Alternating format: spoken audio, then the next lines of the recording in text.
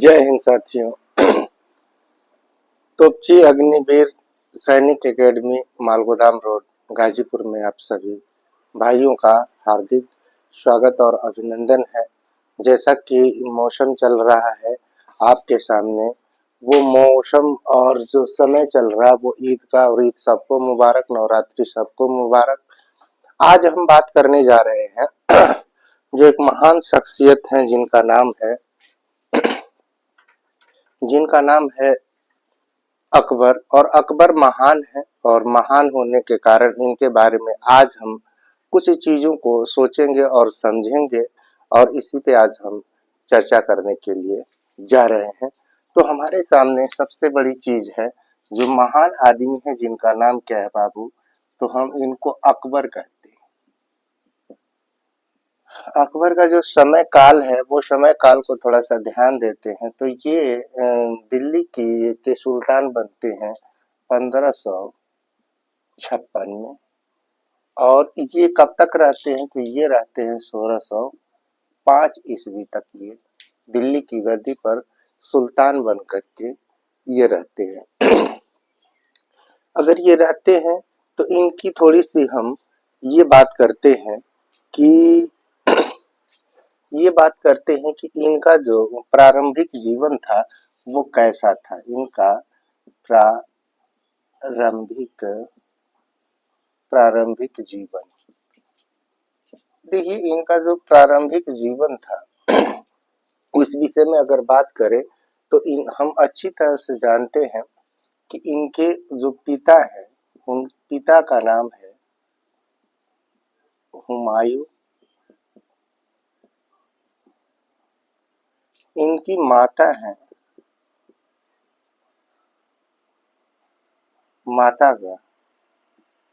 इनकी जो माता है, उनकी जो माता का नाम है हमीदा बानो बेगम।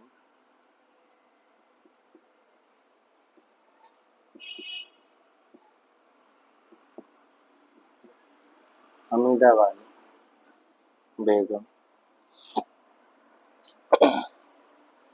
और इनका जो नाम है, जो बचपन का नाम है,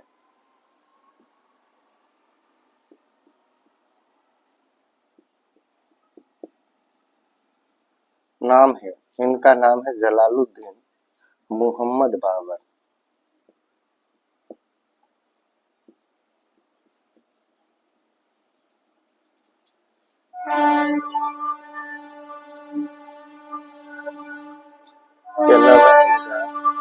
जलालुद्दीन मोहम्मद, माफ कीजिए, जलालुद्दीन मोहम्मद अकबर।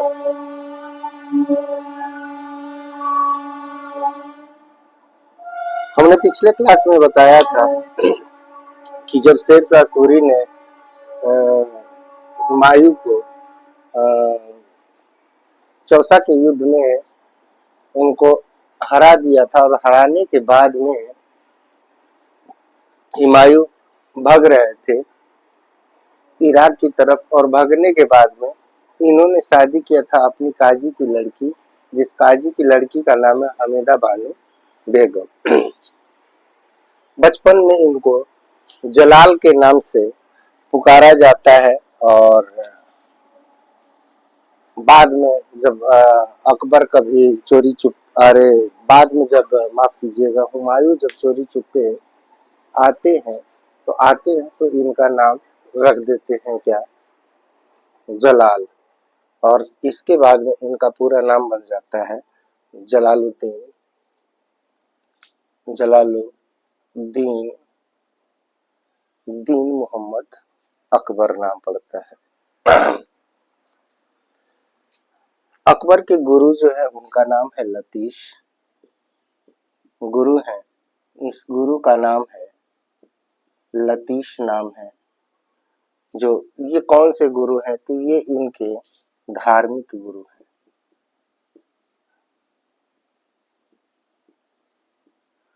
और इनका जो पालन पोषण होता है,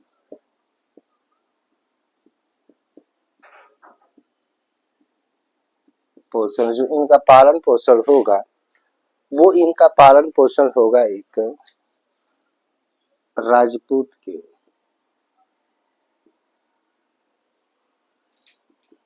परिवार में, राजपूत परिवार में, और इनका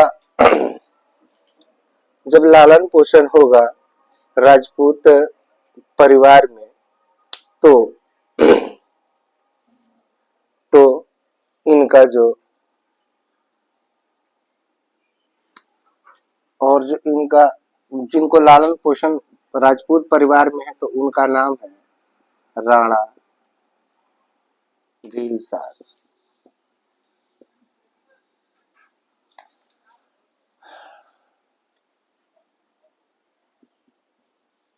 राणा भीलसाल के यहाँ होता है। पंजाब में अशांति फैली हुई है और ऐसा तो नहीं है कि अकबर अरे हुमायूं अकबर से मिलने के लिए नहीं आए हैं। बहरूपिया का भेष धारण करके एक आध दो बार इनके पैदा होने के बाद ये मिलने आए हैं इनके यहाँ भीलसाल के यहाँ, और भीलसाल राणा भीलसाल है और इन्हीं के घर में इनका पालन पोषण हुआ था। तो जब 4 साल के थे ये तब इनसे एक बार ये मिलने आए थे।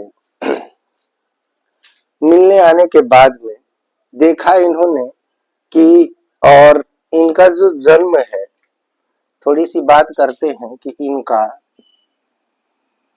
जन्म कब हुआ। तो हमको पता है कि 39 में चौसा का युद्ध हुआ था 1539 में, और ये 42 के करीब में 1542 में ये क्या होंगे बाबू, तो 1542 में इनका जन्म होगा। और जन्म कहाँ होगा, तो ये जन्म होगा राणा ये राजपूत परिवार के यहाँ इनको छोड़ करके जाते हैं और ये राणा भीलसाल के हैं इनका जन्म होता है। फिर अब हम बात करते हैं कि आखिर ये जैसे ही 10 साल के होते हैं, मान लीजिए कि अगर ये 10 साल के 12 साल के जब हुए हैं, 12 साल के हुए, और जब ये 12 साल के हुए तो इनको पंजाब का सूबेदार बना दिया गया था।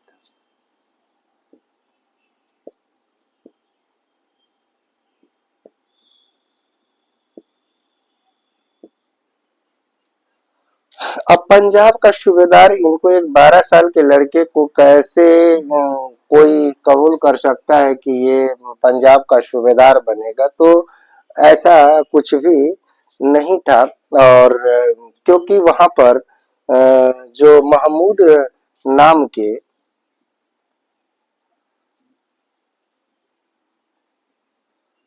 जो महमूद है वहां पर पंजाब में क्या इन्होंने अशांति फैला रखा है, बुरी तरह से काटा मारी पंजाब के अंदर चल रहा है।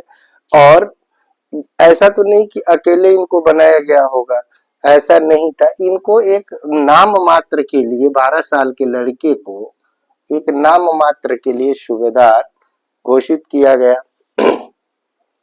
लेकिन इसका जो मुख्य संरक्षक कौन है, तो ये किसके साथ में ये करेंगे, तो ये साथ में होंगे किसके साथ रहेंगे, तो ये बैरम खां के साथ रहेंगे।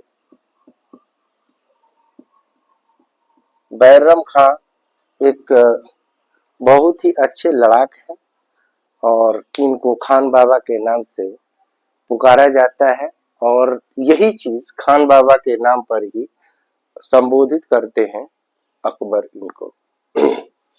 यहाँ तक बातें आ गई समझ में।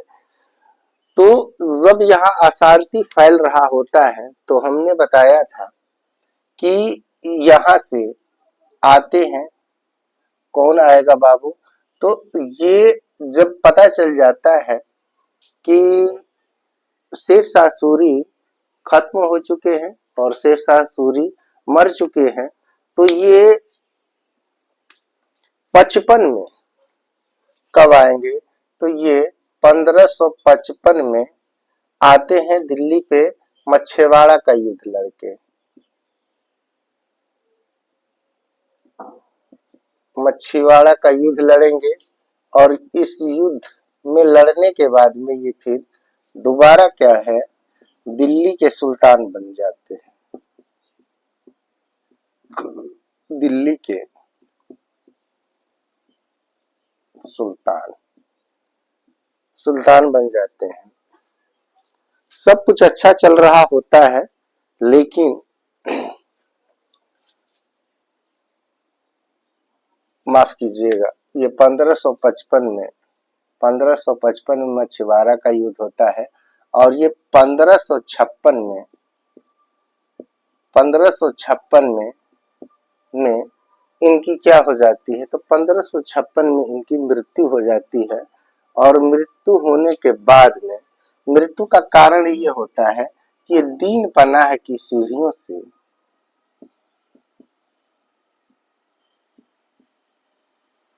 पनाह की सीढ़ी से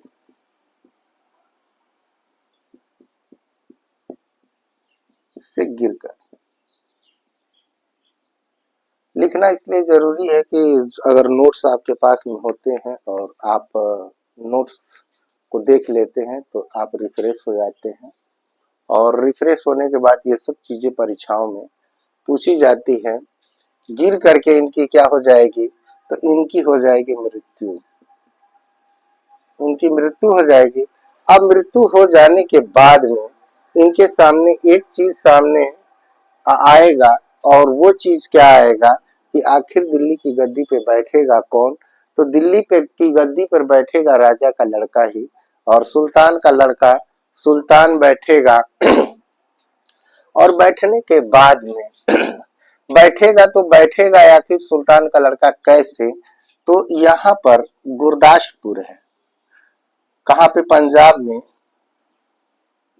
गुरदासपुर।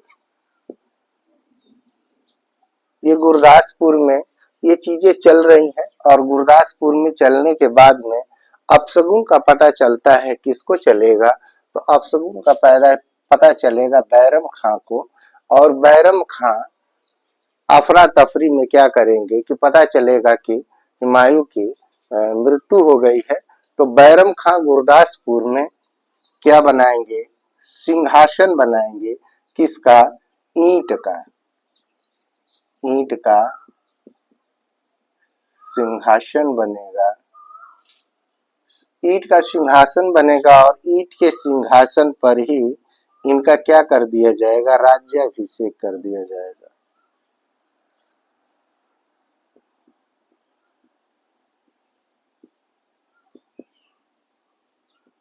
इनका राज्याभिषेक होगा।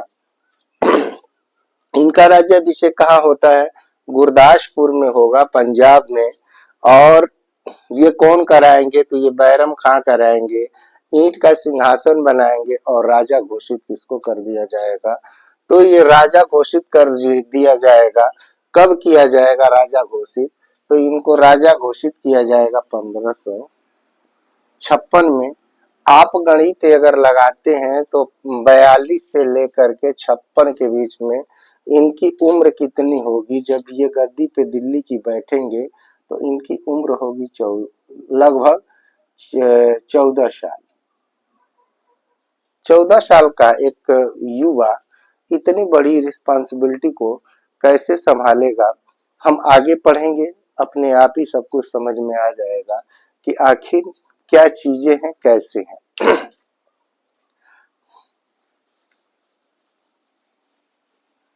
हमने प्रारंभिक जीवन के बारे में इनके पढ़ लिए हैं। अब हम पढ़ने वाले हैं, और दूसरा चीज इनका राज्याभिषेक भी हमने पढ़ लिया। अब पढ़ेंगे हम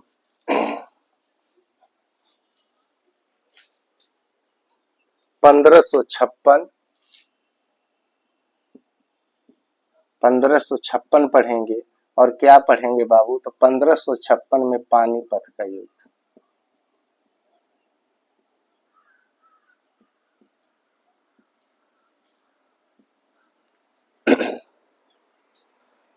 सिचुएशन ये बन जाता है कि अब दिल्ली क्या है, खाली है, और बाकी जो जिसको सुल्तान किसी ने घोषित भी किया है, इंडिया को पता नहीं है कि सुल्तान अब आखिरी कौन सुल्तान आने वाला है दिल्ली पे, लेकिन इनके सामने एक बहुत बड़ा लड़ाक है और ये इनका नाम है हेमू। इन्होंने हेमू हेमू है, इनका पूरा नाम क्या है? हेमचंद्र हेमचंद्र विक्रमादित्य। हेमचंद्र ये विक्रमादित्य है और विक्रमादित्य की उपाधि ऐसे किसी भी राजा को नहीं मिलती है जब तक कि वो राजा कई लड़ाइयों में विजयी प्राप्त न किया हो। इन्होंने ऐसे लड़ाक हैं कि लगातार 17 से लेकर के 18 युद्ध कुछ इतिहासकार कहते हैं कि ये 22 युद्ध में विजय हुए। क्या ये 17-18 में कुछ इतिहासकार कहते हैं कि 22 युद्ध में ये क्या है, इन्होंने विजयी पाई है। और जो हेमू है, हेमचंद्र है, ये बहुत ही बड़े लड़ाक है।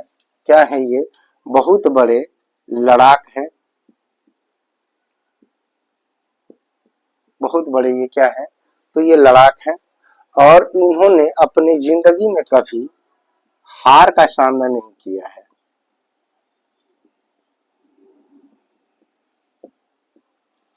हार का सामना इन्होंने कभी भी नहीं किया है।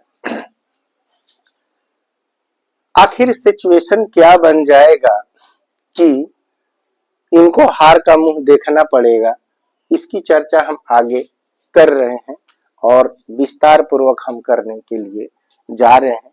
ये दिल्ली से आगरा की ओर आने की कोशिश करेंगे ये, और ये पंजाब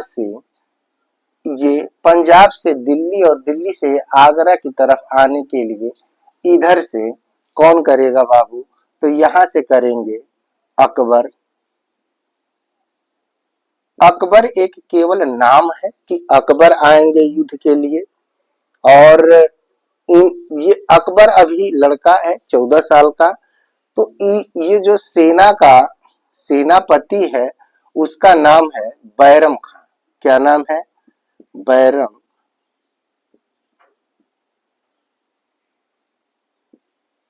ये हमेशा अकबर किसके अधीन है?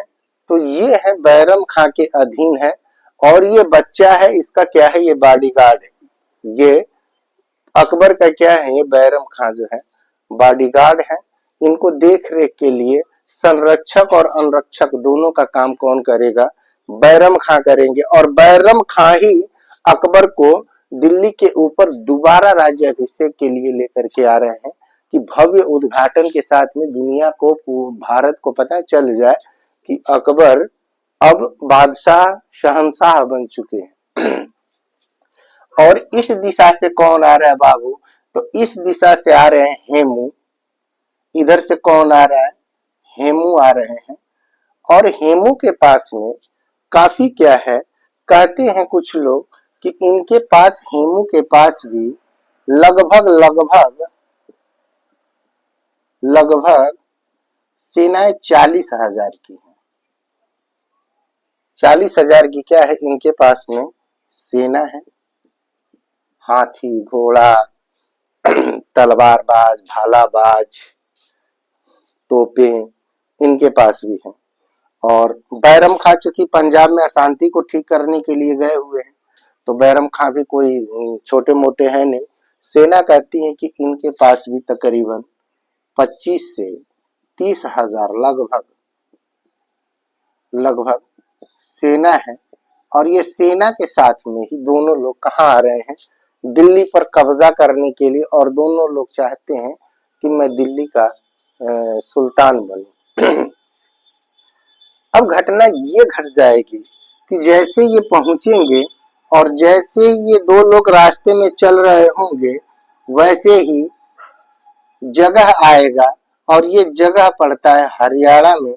और जब दिल्ली से आप पंजाब की तरफ जाएं या पंजाब से आप दिल्ली की तरफ आए, तो आपको फॉलो करना पड़ता है पानीपत। ये पानीपत है और इस पानीपत में दोनों की मुलाकात हो जाएगी, हेमू की और बैरम खां की। जैसे मुलाकात होगी तो पूछेगा कि भाई ये कौन है, तो ये बोलेंगे भाई ये हमारे बादशाह हैं, अकबर है। तो ये कहेगा हाँ ये बादशाह कैसे, भाई दिल्ली का मैं बादशाह बनने के लिए तैयार हूँ और तुम बोल रहे हो कि अकबर है। कैसे अकबर है भाई, क्या कारण है कि अकबर है। तो ये कहता है कि नहीं मानोगे, चले जाओ अपनी जगह पे चले जाओ। ये नहीं जाते हैं,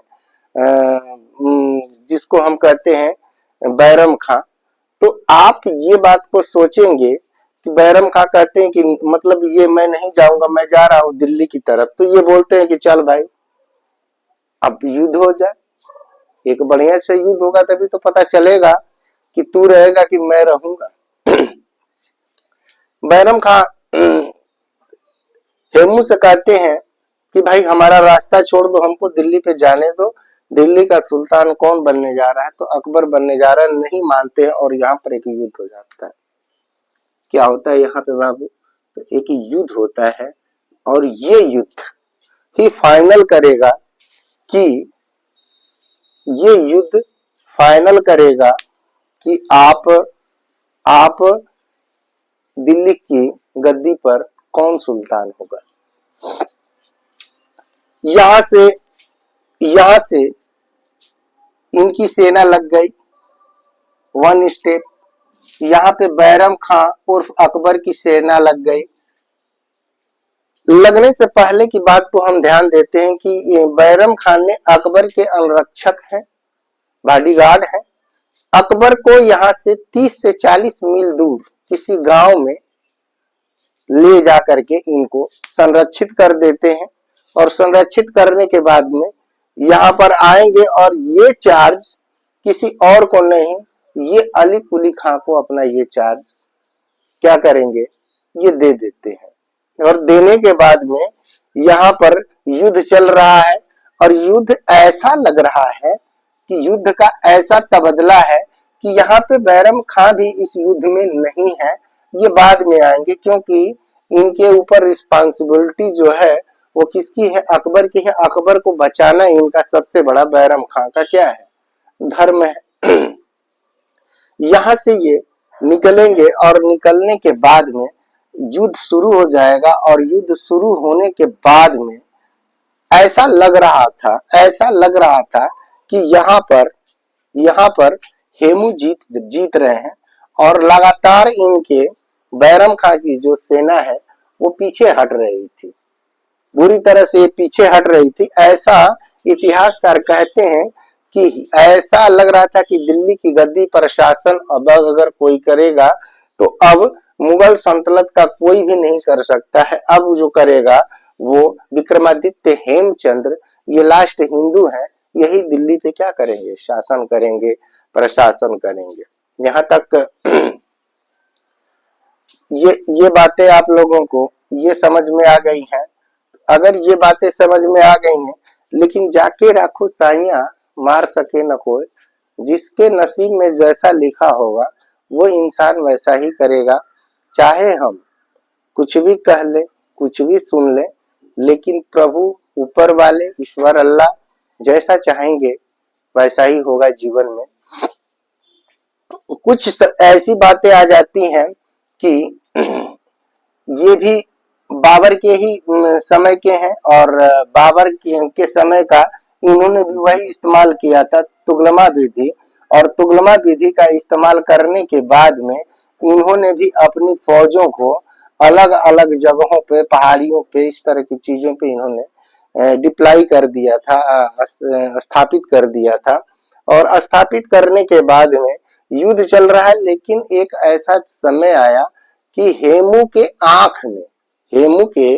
आंख में किसी तीर अंदाज ने, या इन्हीं का तीर अंदाज से लगा या बैरम खां के जो तीर अंदाज वाले थे उनसे लगा और इनकी आंखों में किसके, हेमू के आंखों में तीर लग जाने के कारण ये हाथी के हौदी में 1 से लेकर के 2 घंटा तक क्या हो जाते हैं, उसी में पड़े रहते हैं।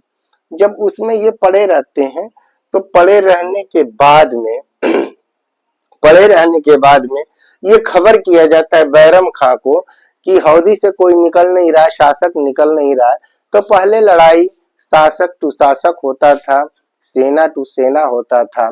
ऐसा नहीं है कि उसके अधिकारी को वो मार दें या वो राजा है तो राजा को राजा ही मारेगा, ऐसा प्रचलन था। शंख बजेगा, युद्ध शुरू होगा, शंख बज जाएगा, युद्ध खत्म हो जाएगा, बिगुल बज जाएगा, इस तरह की पहले की नीतियां हुआ करती थी। तो जब देखा इन्होंने कि भाई अब कुछ हरकत नहीं हो रही है, इसके कुछ जो सेनापति हैं वो हाथी के ऊपर जा करके देख रहे हैं, कुछ इनके नीम हकीम लोग इलाज इनकी कर रहे हैं, तो इसको भाप जाता है। और भापने के बाद में बैरम खां को खबर मिलता है, बैरम खां आते अपने घोड़ा से और देखते हैं कि यहाँ पे बिल्कुल क्या पड़ा हुआ है, शांति पड़ा हुआ है, युद्ध मैदान में कुछ हो नहीं रहा है। और जाते हैं चोरी छुपे अपने हाथी से चेक करते हैं, और चेक करते हैं नहीं, उससे पहले घोड़ा से ही देखते हैं कि खून नीचे गिर रहा है, हाथी से टपकता हुआ हौदी से क्या गिर रहा है, खून गिर रहा है। और जब खून गिर रहा है तो ये जाएंगे और सीधे हाथी के ऊपर चढ़ेंगे बैरम खां, और इसका क्या पकड़ेंगे, इसका झोंटा पकड़ के, बाल पकड़ के घोड़े पे बैठा करके, और बैठा करके ले करके आएंगे, और ले आएंगे वहां से 25 से 30 मील दूर। और दूर ले आने के बाद अकबर को कहेंगे कि यही रास्ते का रोड़ी था, इस युद्ध को हम क्या कर रहे हैं बाबू, इस युद्ध को हम जीत चुके हैं। तो इस युद्ध को कौन जीत जाएगा, इस युद्ध को ये जीत जाएंगे। और यहाँ पर ये क्या फाइनली क्या होगा, तो ये हेमू इस युद्ध को हार जाएंगे। जब लेकर के आएंगे तो 14 साल के लड़के को तलवार देंगे बैरम खां अकबर को, और अकबर को कहेंगे कि इसकी गर्दन को हलाल कर दो, क्या कर देना है, इनके गर्दन को काट दो। ये सीधे बैरम अकबर कहते हैं कि नहीं खान बाबा, आप ऐसा करिए कि आप इस काम को कर दीजिए, क्योंकि अभी मेरा दिल जो है बहुत छोटा है, और मैं, हालांकि बच्चा 14 साल का ऐसा हरकत नहीं कर सकता है, कुछ इतिहासकारों का है। तो फिर ले जा करके इनके हेमू के बैरम खां ने सिर को काट देता है, और काटने के बाद में उसको फुटबॉल की तरह मारते हैं। और मारने के बाद में उसी वहीं पे पंजाब में, अरे हरियाणा में ही इनको गर्दन को मिट्टी में डाल देते हैं। तो ये थी हमारी पानीपत का युद्ध। अगला जो हमारा क्लास होगा, जिसको हम पार्ट 2 पढ़ेंगे आगे, इसके बाद में हम पढ़ने वाले हैं। इसी के साथ में मैं अपनी वाणी को विश्राम देता हूँ। जय हिंद, जय भारत।